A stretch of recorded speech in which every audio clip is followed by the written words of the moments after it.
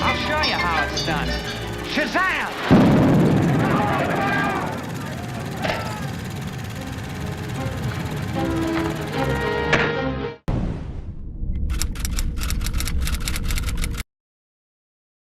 Hey, what's going on, YouTube community? Welcome back to our channel here at Underdeveloped. And today we have a podcast for you. We are concluding Black History Month with a podcast about blackness, black culture, whatever you want to call it, in film throughout, History. Throughout film history. Film history is probably one of the youngest art forms, if not the youngest art forms in the world, because plays and other forms of acting, other forms of performances, music, painting, all that stuff predates film by hundreds, centuries, maybe thousands. Yeah, definitely millennia. Yeah, millennia, exactly. So So very few art forms are newer than movies. Not many. Yeah, so easy millennia. Yeah. Like theater's been a thing since like BC times. Yeah. Ancient Greece and shit. Theaters. Oh, okay. Who was like one of the first playwrights? The first playwright that we know of was called Aeschylus from ancient Greece, with more popular writers coming after him like Sophocles and Euripides. Those are the first playwrights. So smart. I didn't even know that. Like Sophocles? Sophocles, yeah. Sophocles? Sophocles. You should honestly say that word when you on the first date. Yeah. Just drop I know Sophocles. Oh, yeah. I'm very smart. I wear glasses just for the fun of it. Yeah. Oh, hey, baby. I can tell you the difference between Sophocles and Socrates. Yeah, holding your glasses, that's not a prescription. Uh-huh. So black culture in film is an interesting, blackness in general in film is an interesting topic. It's so much to dissect there. Obviously we know Hollywood, and German, all these, film, the Lumiere brothers, all that shit, Thomas Edison, all that stuff. Mm-hmm. That's all. The foundation is white people. Yeah. They built the foundation of Hollywood, the foundation of the film industry itself, film, television, all that stuff. And they even run it to this day. Yeah. So very true. Of course, black people even back then was going through even more racism and more systemic racism, more depression, more oppression, less rights, civil rights, all that stuff, Jim Crow, all that stuff they're fighting. And of course, one of the first real successful films that was even shown at the White House was a film called Birth of a Nation. Nate Parker, he's actually a mutual friend. I mean, I don't know him. A mutual friend, I mean, like, me and him have a similar friends through his foundation. And he made this film called Birth of a Nation as well, which is about Nat Turner. So it's kind of like a counteraction to the Birth of a Nation. Just throwing it out there. And it filmed it really well, too. It was good reviews. It made some money. Nice. He funded that film. Not funded it, but I think he secured the fund himself, indie project, and he sold it. But Birds of a Nation, that was one of the first really big movies, silent film, and it portrayed black people not in the best light as the villains. Of course, we had white people put on blackface, which was much more acceptable at the time. And the Ku Klux Klan were the saviors, so that gives you the glimpse of how black people in film began. You know what I'm saying? In mainstream culture, and then that progressed, and that progressed throughout the years too. Like black people portrays like butlers, just bad stereotypes. What I mean? Just butlers, just dumb nigga Southerners, just servants, like the sassy maid. It's so I mean, some were good, some worked, or the magical Negro side that stands at the bar and plays assists the protagonist, whatever else. I'm here to give the white folk all the wisdom you need. It's like that is like, while the white people are the leads, they're the heroes, they're the people we follow. You know what I mean? So that was the beginning of our culture. But within that time frame, there were people that were fighting back, people like Oscar Micheaux, the first black filmmaker, and not just first black filmmaker, probably the first black independent filmmaker.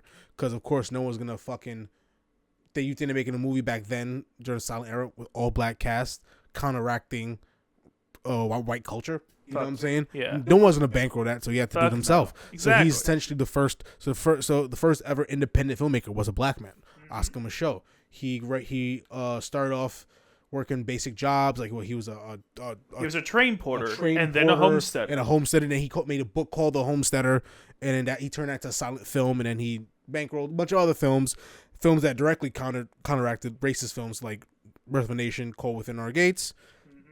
And these kind of movies not only counteracted films like Birth of a Nation, talking about like, showing that white supremacy is the problem.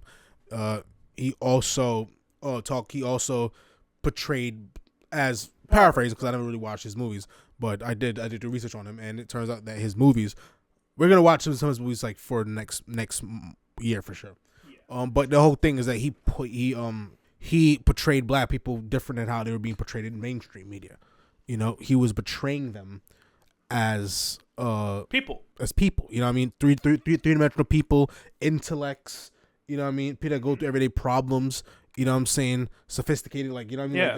Like just in the best light, you know what I mean? Giving truly respecting the black person, you know what I mean? Exactly. Like, he introduced a breadth of realism that the stereotypes stayed away from, and he actually used actual black people, unlike most white movies are doing at the time. Yeah, they were doing blackface, and he had an all-black cast, all black Negro cast. That was such a big deal. So yeah, he's like a pioneer, and then it manifested. I mean, it didn't really like black culture in film, at least for me, didn't really we didn't really get our own footing, our own thing in until like the 60s, 70s. That's of course the rise of blaxploitation. Sidney Poitier, who's like the first iteration of what Denzel or Will Smith was. Yeah, he was the first black Hollywood star. Essentially, he was actually in mainstream movies, but unfortunately, he was like the only black man in his movies. At least his big hits. Yeah, he was in films like, of course, Guess Who's Coming to Dinner, which we watched for the channel. Great movie, but he was really the only black man other than his parents in the cast. You know what I'm saying? Still a important movie because it tackled race problems, of course. Oh yeah, you know what I mean? Like, it's a great movie. Yeah, and he did other movies too. Wait, what's the other one with when he's the buddy cop? In the Heat of the Night. I guess Who's Coming to Dinner. Yeah, In the Heat of the Night. You know what I mean? Like all these films, where it's mostly white cast, and so he became like the token black person, and that's the position that he had to play to get his success and carve out his own portion of of Hollywood royalty, I guess. Yeah. Of Hollywood, but then you have people like Mr. Harry Belafonte, who also was this multi-talented singer, probably one of the most talented people ever, especially talented black people, and is a legend. But unfortunately, he didn't have the career as Mr. Poitier because he didn't want to sell out. Yeah. He wanted to make more films that empowered black people and also just had more other black characters, other black. You know what I mean? Like he basically wanted a fair shake for his people. He did. He didn't want to play the white man's game. Exactly. He really did it.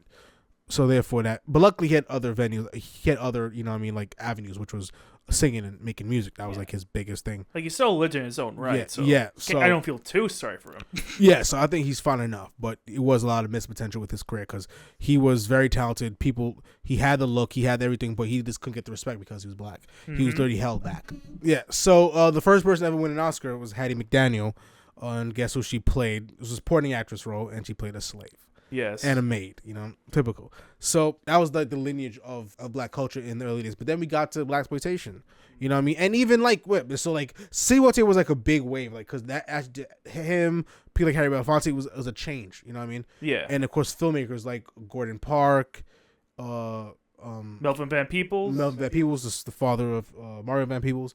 You know what I mean? They kind of waved in the black exploitation era. They did. Where we kind of, and like you can get into like the impact of black exploitation that's already talked about. Yeah, like we have a lot of sources of black exploitation in our sources, which are down in the comments below.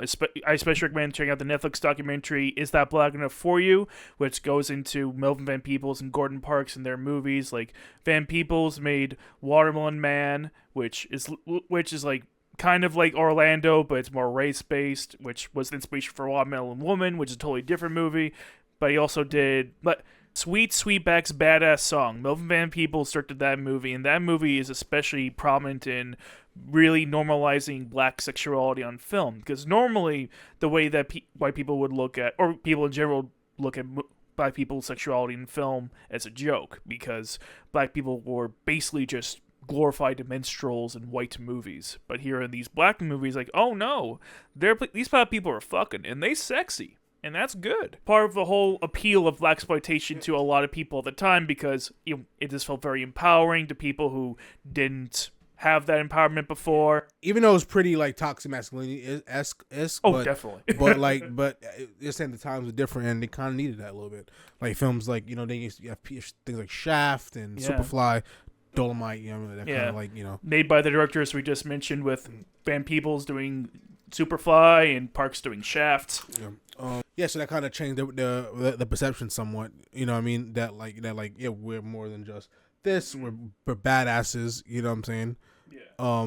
And we're unapologetic, and we kick ass, and we could bring style to these kind of jobs, like being a private investigator. I could bring style to this. To be this one way or the other. We really brought our culture at the time into the films. You know what I mean? Our culture at the time, which was disco and dress in a certain way, music, that was all implemented in these films. So the early hood films, technically, because that's what the hood films eventually kind of were. It kind of a representation of our culture at the time, you know what I mean? in our areas, Yeah, like if you think about it, hood films can be described as exploiting black people in a somewhat different way. If you want to think about it that way. Yeah. Because it is blaxploitation, but we just don't call it no more. Yeah, because we just associate blaxploitation with a very specific time period. Yeah, it's a very specific genre. Yeah. Which that was the manifestation. Yeah, it is. Which it's a genre that I've seen that some of the documentaries we have sourced do argue that one of the earliest examples of this is a movie that we reacted to on the channel, Night of the Living Dead. Yeah, I'm watching it and it's like, yo, this feels like a blaxploitation. Like this black man's a savior. He's coming in, he's handling business. He's the guy you want in your corner, and he's smacking his white woman up. You know what I mean? Like, which is insane. Do that back in the days. During the height of the civil rights movement. He's being up the white people. He's killing white zombies. Yeah. Like, he was the man. He was the man for sure. Yeah, but blaxploitation took all those aspects and removed the tragic ending and made them more, no, these guys are just total badasses all the time now. Shaft's going to get all sorts of crazy sequels. It's going to be fun. Yeah, and then of course it manifested into hood films. So you're talking about films like Juice. This is like one realm that I really get into. Like, we even cover a lot of these movies for the channel. Yes, we have. Juice, New Jack City, Boys in the Hood, Menace to Society, all these things. And those films were good, you know what I mean, and it did somewhat accurately represent what we were currently going through in our areas, in our lower class, disenfranchised, I guess. Yeah. Because this is right after the the crack epidemic kind of really left us like really in the gutter. You know what I'm saying? We always came from a low class community, so it's like it's showing like what these struggles are like. You know, what crack did to, what drugs did to our communities, what drug dealers doing to our communities.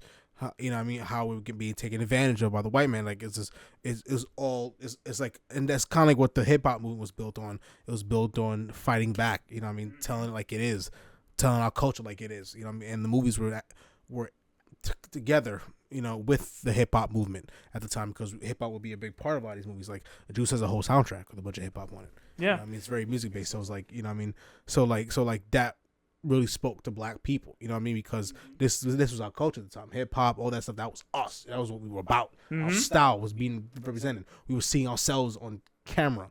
You know what I mean? So that meant a lot. You know what I mean? And these movies were good, even though they were a bit exploitative. It was good, but it was somewhat of an accurate representation of what we were at the time. You know? And the YouTube documentaries we just watched, like literally, but right before we started filming, In Search of Black Cinema, a short documentary by the channel Tongle, it makes the argument that Juice is more than just what it seems. It's also, but I didn't really even think about, but it absolutely is true. It's a discussion on how media also affects people, because if you think about it, in that movie, not only is a lot of the music, you know, gangster rap, because that was popular at the time, it enforces a lot of the violence that happens in Juice, but also the movies they watch, like before anything even happens, they're watching White Heat, this gangster movie with all these white people in it, and they're associating themselves with that even before they commit any crimes. And wow, I didn't realize, like, it's very obvious foreshadowing, but I didn't realize, oh yeah, this is movies actually also about how media affects us and how we view ourselves.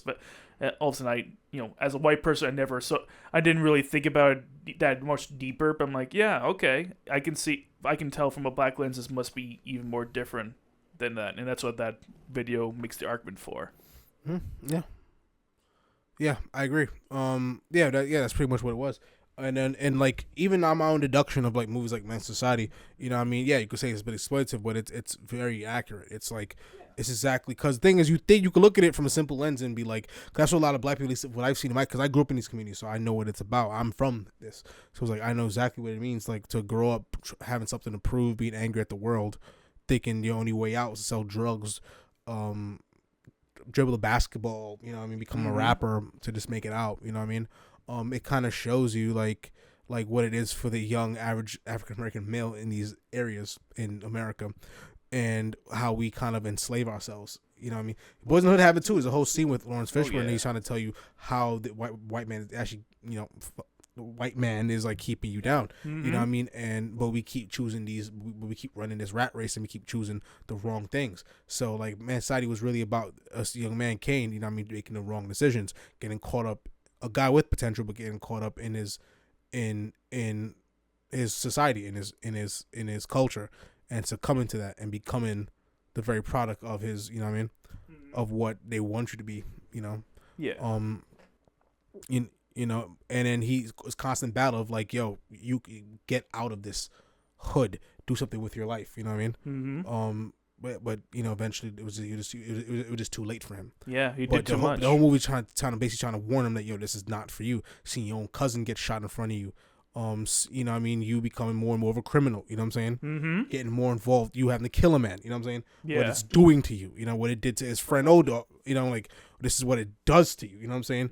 You know, and but fortunately for him it's too late, but that's what makes it real, you know? Yeah, it is. Like that movie just feels real. Like Boys and Hood's about that too, to making choices, choosing it not to indulge in the violence and and showing you that like this is not glorified. This is just like any other gangster movie. It's like it doesn't end well. You know what I mean? No, they never do. It's best to overcome this lifestyle and get out of this community, get out and build something better for yourself. You know what I mean? So it's like, so even though it's a little bit exploitative, it actually has important messaging for you to really, if you read between the lines. Oh, definitely. You know, so that was what made those movies kind of important. I'd say they're very important. Yeah, very important. Yeah. And then of course the 90s is like era of like many of different of certain movie stars coming, like black people like really emerged in film. You know, Will Smith, Lawrence, Denzel Washington, they both blew up in the 90s. Samuel Jackson. So it's like we're starting to get more prominent roles, you know what I mean? Yeah. Still mostly white movies, but you know, we're starting to see it. Like Will Smith was such a big deal because he was like a really first time where a black man was portrayed as the hero, the guy who saves the day. You know what I'm saying? Like, you know what I mean? That was kind of unheard of. You know, and he's leading these like massive multi-budgeted movies. Yeah, he's massive. These hundreds, like starring in your big Hollywood blockbusters. Yeah, Independence Day at that time was like the highest grossing film ever. You know what I mean? Then he did Men in Black, which is a legendary film that made a lot of money. You know, then he did a movie with Gene Hackman. Then he did fucking, you know what I mean? Then he got more serious and started doing movies like fucking Ali, which he got nominated for an Oscar, and Pursuit of Happiness and all these, you know what I mean, things. I Am Legend, and he just, you know what I mean? Like, and he's iRobot, and he's like the lead, and he's the man, he's the guy that you save, that saves the world. He's a movie star, true movie star. Denzel, you know, very versatile, you know what I'm saying? More Oscar level, you know what I mean? Yeah. But then, you know, he played Malcolm X, which is one of the best performances I've ever seen from any actor. It was fantastic. At least top 3, fantastic. And we watched that for the channel, so go watch that video next. Yes, and he didn't win that, but then guess what he wins for? He wins for Training Day, playing a crooked cop. Yeah. Oscar So White, yeah. That's the one, you know what I mean? Like, you know, that's the one he wins for. Sure, good performance, but you know. As time went on, you have people like Tyler Perry who kind of who's pretty much rejected by Hollywood and created his own Hollywood. You know what I'm saying? Yeah, but basically he did. But he's another form of blaxploitation. Oh yeah. Growing up, like his movies, you know, Diary of a Mad Black Woman, I Can Do Bad on Myself. Some films he did was okay and it had some good representation. You know what I mean, of black people to a certain degree. But the problem is that it's not necessarily gangs or whatever else. It's very melodramatic. Very exploitative on feelings and big in faith. It's and like stereotypes, Southern stereotypes. It's just to me, it's like, and the comedy is very lackluster. It really panders to the community, you know what I mean, to the simple-minded, middle-aged, God-fearing woman, you know what I mean, that doesn't really, you know what I mean, know any better, you know what I'm saying? You know, when you realize this film is just he just kind of like just needling at like things that he feel like this demographic, like he makes stuff really for his demographic. and it works for him, you know, because these movies are moderately successful, and since he has so much stake in these movies because he produces, writes, directs, acts multiple characters, like he does a lot, so he makes. Yeah, he does. He has his own studio, so he's very entrepreneurial, so he's able to make a lot of money. He's really, really rich. You know what I mean? He built a huge studio in Atlanta. I think it's one of the biggest studios in the world. You know what I mean? Like, yeah. So it's like, you know, so he's able to build a tremendous fortune for himself. He literally built his own Hollywood, his own brand. And we're not even talking about just movies. We're talking about he has soap operas. He have sitcoms. I grew up watching House of Pains and Live with Meet the Browns. So it was like I actually fuck with some of his shit. Yeah, just with him, it's just like it's just very like okay, abusive household, very melodramatic, very over dramatized. You know what I mean? Like, you know, like we have done it, but like that's kind of what his whole thing was, and it never really gelled with me. Seeing us going through like it's almost like he think he's doing something important, but it's also like it's not he's portraying us in the best light. I don't think it's doing the best representation. I think he's just trying to over dramatize certain things and not bring a certain level of groundedness to it. You know what I mean? Yeah, like really pandering. You know what I mean? Yeah, like the documentary Hollywood Black briefly talks about them, and I kind of agree with what they say where that they kind of imply that that Tyler Perry's work is just like continuing the minstrelsy that white movies tend to give black actors, and I can't really disagree with that take. Yeah, come look at Medea. Medea is that, you know what I mean? Like, oh yeah, the cat that kind of knows all, you know what I mean? Doesn't take shit. He's kind of all in one. She's like every black stereotype of one Daniels, character. Yeah, like Hattie Daniels, Foxy Brown, all these caricatures in one thing. Yes. Just like this badass fucking chick that don't take no shit from nobody. The sassy maid, dressed like a maid, sassy. You know what I'm saying? Also wise. You know what I mean? Yes. You know what I mean? Like it's like, you know, it was entertaining to watch in certain iterations, but you know. But there's so fucking many of those movies. Yeah. Yeah, I mean, the only times he really did was a few times where he'll act in like a Star Trek movie or he'll make Alex Cross. These when I'm like, okay, like he actually has some talent, but you know, he keeps choosing to do this exploitative kind of, you know, a thing, and it's like, to me, it's just not. It just comes off very inauthentic, and it's actually not good. It's very contrived. Yeah. Like from what I've seen of Tyler Perry's work, I haven't really liked any of it. Insanely melodramatic. Yeah. The way he tackles abuse in households, abusive relationships. Not grounded at all. Yeah. You know, but still though, it still held his place in the culture. Yeah. Because he's had a long run, you know. Oh, he's had a massively long and successful run. Yeah. Like I can never take that away from him. And he did manage to secure his own community of supporters. That he has. So. Yeah, and then eventually, you know what I mean, like it leads to more modern day where we have like where I think is probably our biggest contribution, where we have filmmakers like Ryan Coogler, Steve McQueen, Jordan Peele, you know, making movies like Get Out, you know what I'm saying? Get Out, 12 Years a Slave, Creed, it's something Station. Fruitvale Station. That's the name. Yes. You know, Black Panther. You know, where Malcolm and Marie, Queen and Slim, and I mean, don't get me wrong. This is like the moment where at least black movies are like, I feel like the best it's ever been in terms of quality. We're pretty much on the same level as like any other studio level film. At least, you know what I mean? It's not the hugest budget, but budget's good enough. The quality's good enough. Acting's strong enough to the point where I think we're being taken seriously, and we're starting to spread our wings into other.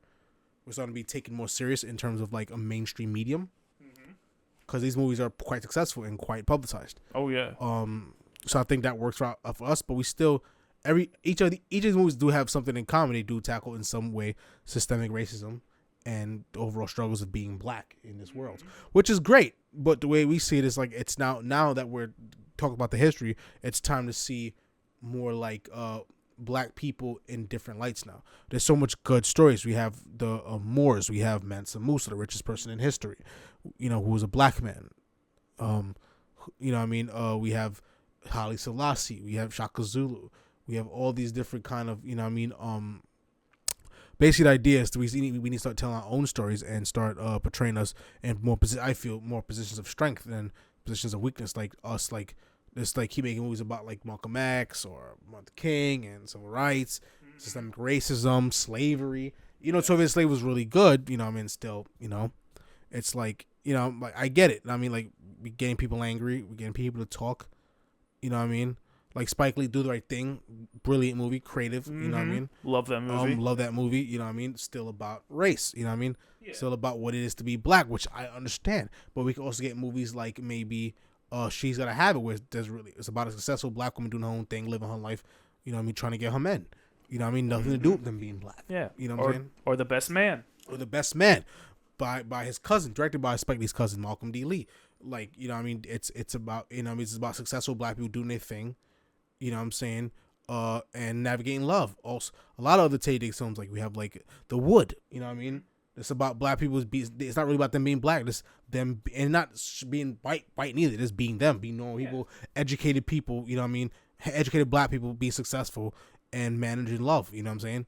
Managing a job. You know what I'm saying? Managing their passions. Yeah. Like, yeah, that translates to shows like Living Single, which is basically Friends Before Friends, but just all black people. You know what I'm saying? All these just normal, everyday, normal working people who went to school, educated, trying to do something with their lives. It's not just about being a gangster, or being like, or being in an abusive relationship, or being hooked on drugs, or, you know what I mean, shooting guns. You know what I'm saying? Like, it's actually about racism. If there's any kind of like acknowledgement that they're black in America. It's more about, we need to more shake the narrative, and we can be heroes. We can be smart. We can do other things. We don't have to just, our value essentially doesn't have to be that we're just black. Yes. And that is, again, even another form of exploitation, just as it's more veiled. It's more covered. It's just dressed up better, but essentially it's still the same thing. You know what I mean? We need to create our own sense of individuality. You know what I'm saying? And it's starting to work a little bit too, but then we have like Blackwasher, which is, I mean, yeah, it's cool to see a black person play a white character, because white people have been doing that with any other race for years. Yes. Forever. You know what I'm saying? White people have been dressing up as other races for way too long. But it's also not about becoming their characters. It's about creating our own characters. That's the whole point. You know what I'm saying? And that's what I hope to see. I hope to go more in that direction as the future unfolds. You know what I mean? So that's essentially, like, I think there's a culture around black films and black people in film. I felt we came a long way. Still have some time to go. Just like us as black people in America as well. We made a lot of progress, but some more work to do. Yeah. But I think we're in a good spot, especially in film. I think we're growing rapidly. There's a lot more black filmmakers, making bigger movies. You know what I'm saying? Getting trusted with bigger stuff. Like F. Gary Gray did one of the Fast and Furious movies. You know what I mean? Italian Job. You know what I mean? Then you have Steve McQueen doing his own action movie. You know, Lena Waithe creating her own series, creating her own movies. Issa Rae, creating Issa Rae, and of course her collaborators creating a movie I saw this year that was really good. One of Them Days. You know what I'm saying? Yeah. Girls in the hood, but this it's not really about them necessarily being in the hood. It's about two girls just trying to get their rent money. Trying to secure their rent money so they don't get evicted from their crib. Yeah. Just people going through shit. You know what I'm saying? Kind of like Friday, where just mostly just takes place in the hood. Exactly. It's another one. You know what I mean? Like, Friday about the hood, but it's just them. It's not really nothing. It's not really about them being here necessarily. Just that's where they're from. Yeah, and that just happens to be the setting. Exactly. 'Cause a lot of other movies, that's the problem, is that's a big deal. That's like the selling point. The movie like, they're going through this, and you know what I mean, it's not fair, was it? Whatever. It's more like, we need more films with them just living their lives. Like, that's just normal. It's just what it is. You know what I'm saying?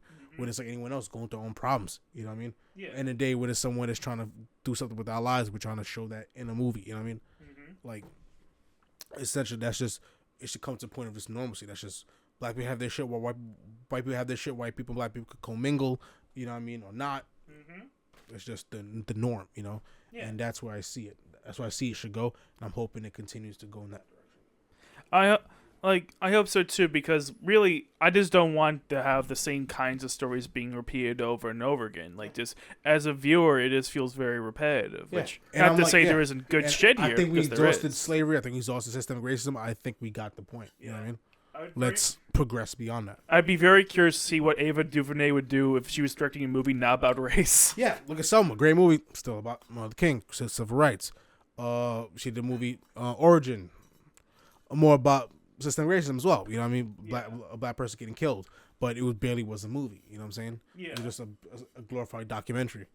But still good, a very good filmmaker. But that's the goal. You know what I mean? I get you we get message to the audience, but it's more so like, let's see what else you can do. You know what I mean? Oh yeah. Like, how do you feel about blackwashing? Like, for example, Halle Bailey being Halle Bailey being the Little Mermaid, or what's another big one? Well, like, you know, well, I mean, there's multiple examples. Yeah, there's of multiple this. examples. Like we both, like everyone knows it's sense. happened way more than once. Like that's something that annoyed me at first when I first saw it, like 10 years ago. I would say that it kind of annoyed me, but it just kind of like mellowed out to it, mostly because I realized what I didn't like about a lot of these changes weren't that they cast a black person in there, is that they would change other things about the character to fit that mold as well. Like the perfect example of this is Jake from State Farm. His personality completely changed as soon as he got recast with a black man instead of a white man. Yeah. They made him a totally different person. Of course, that's not Jake from State Farm isn't exactly a character close to my heart, but still, like that was really the example. Kind of really made me question why I felt the way I felt. Like, because I see why certain characters being blackwashed doesn't bother me as much as certain others, because they change a lot of other aspects, like as if they're supposed to be a whole different person because they have a different skin tone, which that kind of connotation just kind of doesn't really sit right with me. Okay, so you feel like it's like, because they're black, they have to act a certain way now. Yes, which I don't like that. Like, no, you can be black and still be the same character. Like Jimmy Olsen in fucking My Adventures with Superman. Yeah, he didn't change. He pretty much the same. You know what I mean? I mean, Olsen, small differences, but nothing really like, you know. What I mean? But Jimmy Olsen in Supergirl, that's a whole different person. Yeah. Exactly. So I'm like, it's crazy how I have an example of this I like, example of this I hate with the same character.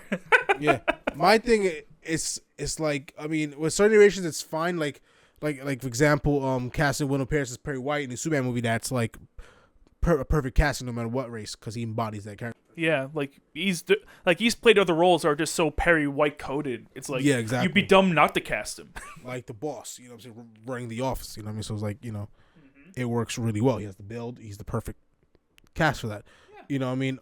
But then you just do. But my thing is that the people doing it like Disney just to do it, just to say like, hey, we're throwing you some bones here. Yeah, you know what I mean? It's a kind of lazy way to include that. more. Tell our people. own stories. We don't need to create black characters. Don't just make us play white characters and then have to adhere to that, because it's a cultural divide. Now, you know what I mean, like some people can act that do act white, and some in that way, and then some white people can act black. Yeah. So you don't really need to complete alter personalities. Maybe certain small things, but you need to make them a different person now. Now that they're black, they act like Keke Palmer, like swagged out, whatever else. No, it's like, let them be the character that they're meant to be. You know what I mean? Mm-hmm.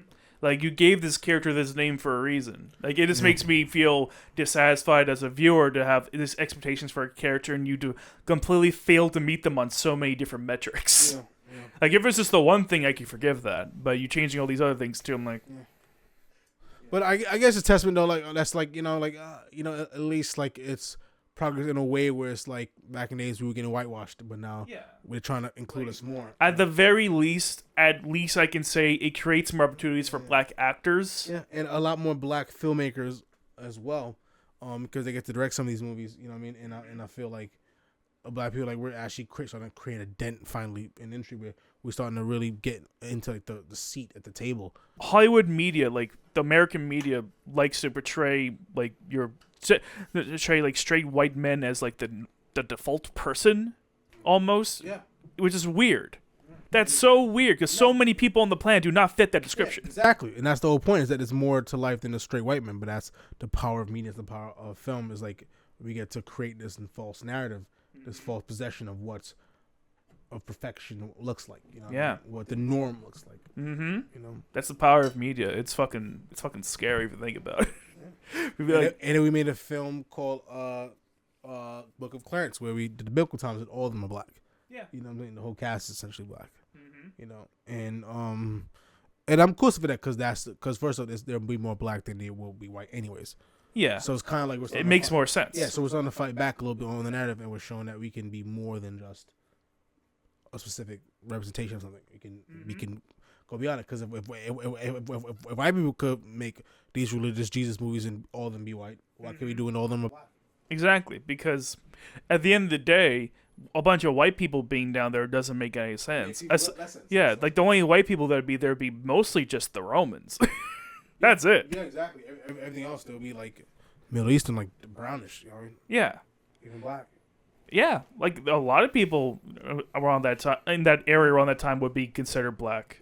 Yeah, absolutely. Dark. Like oh yeah. Almond, Yeah, so it always just made sense to me logically. Oh well, if Jesus is real, he would have to be either brown or black. Yeah, essentially, he definitely would not be fucking, Benedict Cumberbatch, No. I forgot he was in that movie. Yeah, he played. He Jesus. did. That was funny. That was a go away. That was really funny. Yeah, I like that. I like the part of the whole movie's pretty decent.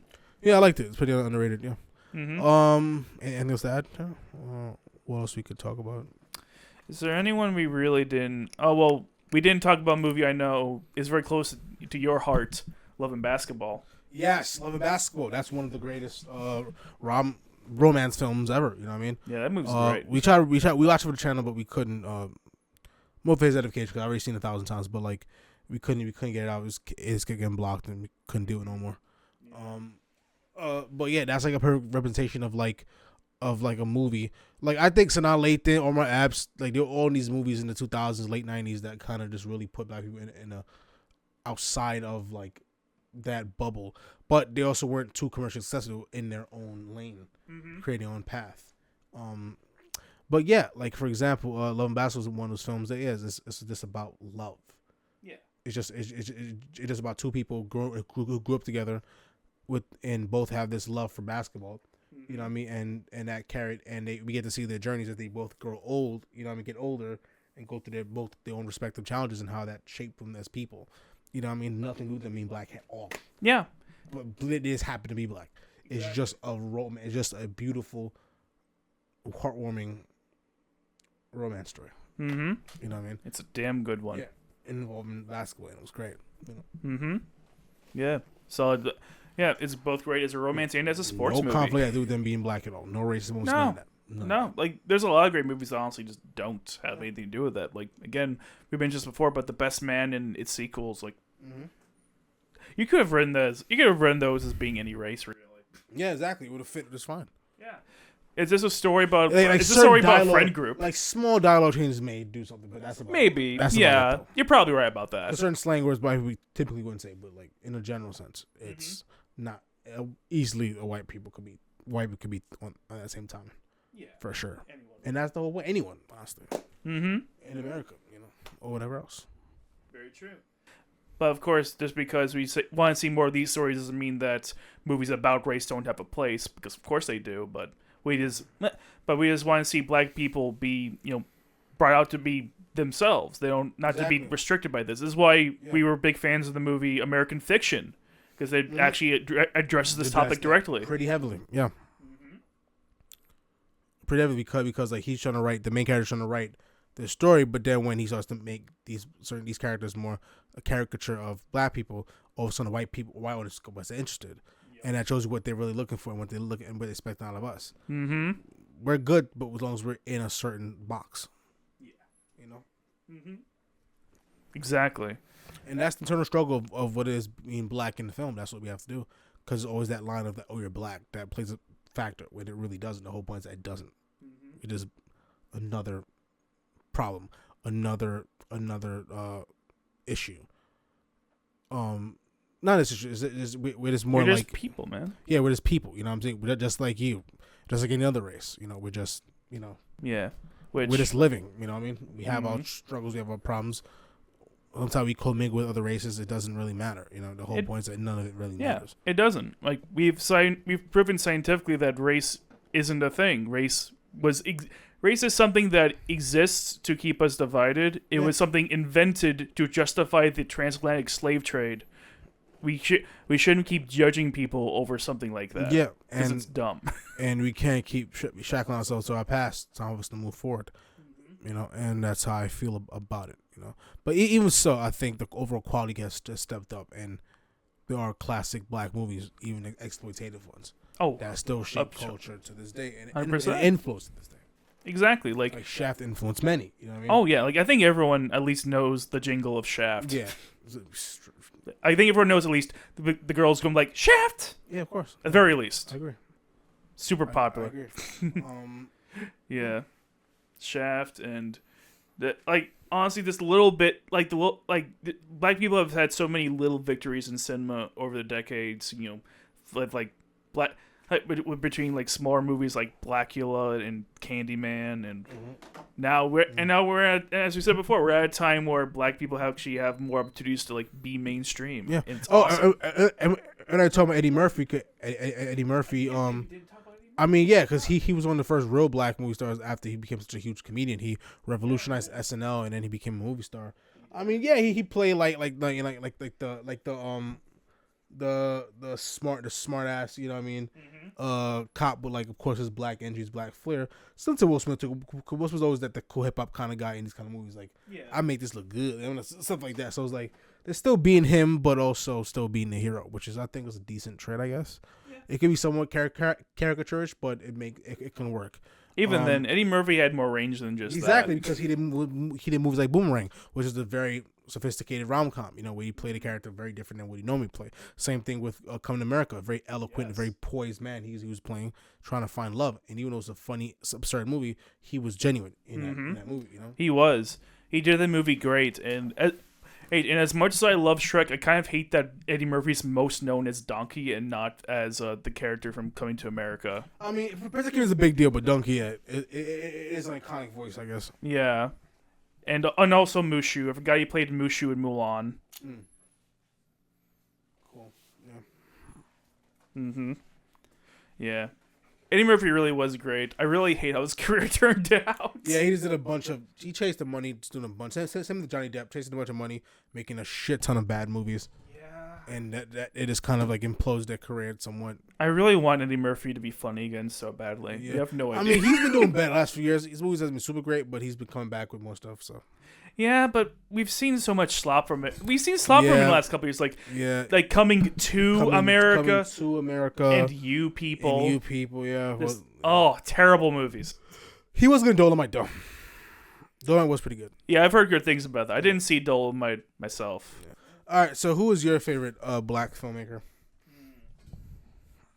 That's tough. I'd say probably I mean, this is going to be a very stereotypical answer, but I guess I would have to say Spike Lee. I don't know if that's so typical. There's a lot of black filmmakers. I mean, yeah.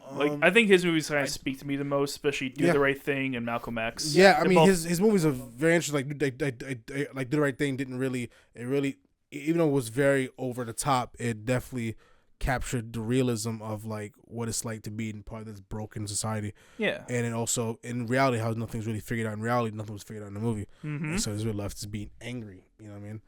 Mm-hmm. Also when it comes to Jungle Fever, we're left unresolved, you know what I mean? Yeah. You know what I mean? And and it's like, yeah, he just tackles these concepts and he just, he puts it out there and he like, and he raises questions. You know what I mean? He definitely does. Like, he's not here to answer questions because, like, I think there's a clip in one of the documentaries we have in our sources where he talks about that. And he's like, "Hey, I'm just a filmmaker. I'm not God. I can't come up with the answers to these questions. Why are you expecting me to know the answer to racism?" And that is a totally fair and valid point, Mr. Lee. I do not disagree.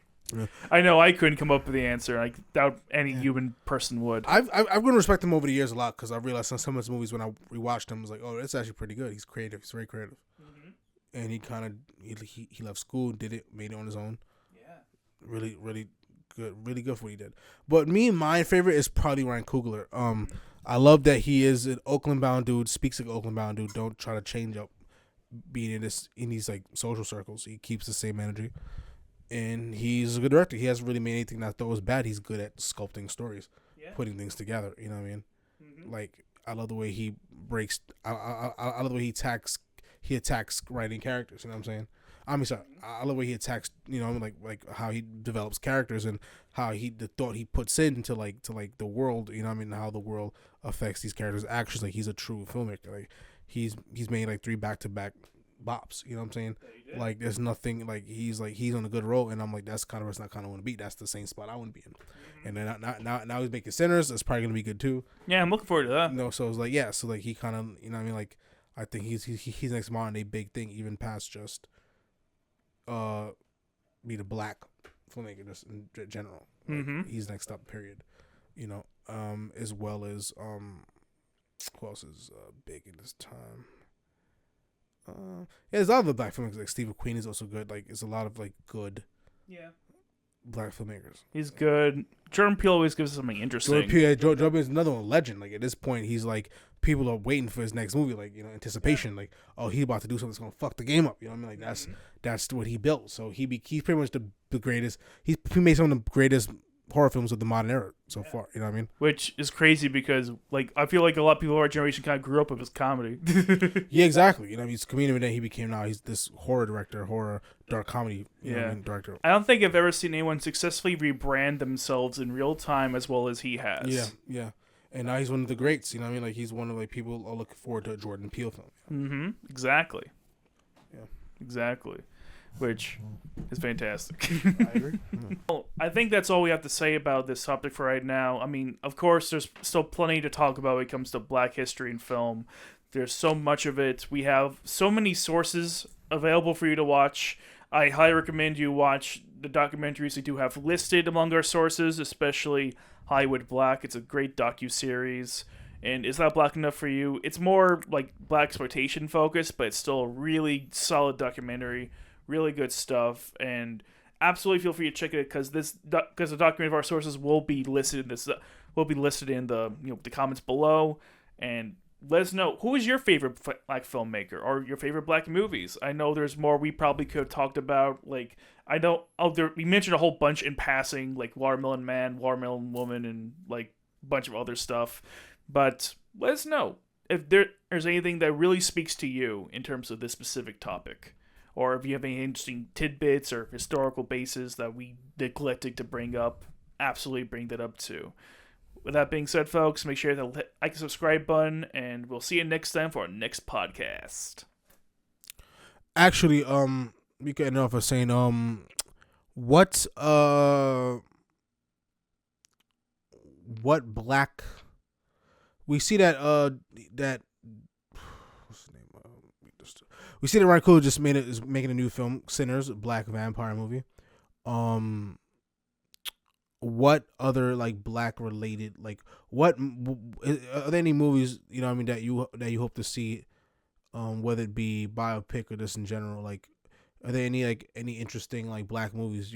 Are there any other black movies you're interested in seeing, like black people in a specific scenario or any specific black character? Like, or is there any other black related films you will want to see happen in the future? Well, I think I myself actually have a good answer for this. Sure. I think they should do a biopic about Robert Smalls, who was this man, like he was like during the 1800s. He was born into slavery. He escaped slavery, taught himself how to read. Like he learned to commandeer boats, and then he eventually became the mayor of a city. And I'm like, I don't know. Wow. He's just very accomplished, and he's got a figure I only ever heard of in the last couple of years. I think he'd be a very interesting topic of a movie. That's pretty cool. There's a lot of things I want to see. I want to see the Haitian Revolution. I want to see the Tulsa riots. You know, that's going back to systematic racism, but this is Tulsa. It was back in the days, dude. That was Black Wall Street. You know what I mean? It was we were thriving, and then the white people, they hated on us. They didn't want us winning. Yeah. So that could have been, you know, I mean, that could be something, and that story never really been told like that. Yeah. Might be also very interesting to tell a story that just happens to have that Tulsa as a setting at that point, well, at least before that point. Yeah, exactly. That's what I want to see. I want to see what it was, what black people really achieved in that. You know what I mean? Where I also want to see. Excuse me. I'm interested in seeing Going to Our Roots. I want to see a Mansa Musa movie. You know what I mean? Which I'm thinking that's something that may happen. That'd be cool.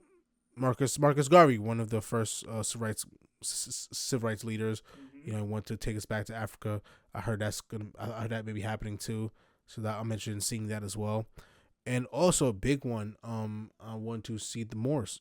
Yeah, so like some movies I see is like putting black people in positions of power, very different than what we see them facing in modern time. Yeah. So like movies about Mansa Musa, like which I heard I think may be happening. Like Mansa Musa was one of the richest, is like the richest person in history. Yep. Black man ran the Mali Empire, big boss ran a wealthy ass kingdom. I would love to see that. I would love to see maybe dealing with old school Egyptian pharaohs with actually the race, not with actual Egyptians. actual Egyptians instead of just white people pretending to be. You know what I mean?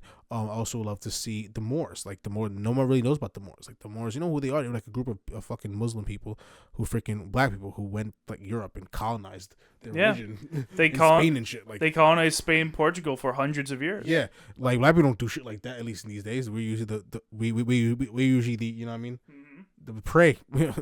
You know, so it's a change of pace. You know, it would be because the closest thing we've gotten that so far would be the Woman King, which still mostly just has blacks fighting other black people. Yeah, and slavery is a huge part of it. You know what I mean? Yeah, it is. And it was completely misrepresented because in reality, they had no problem selling their own in slavery.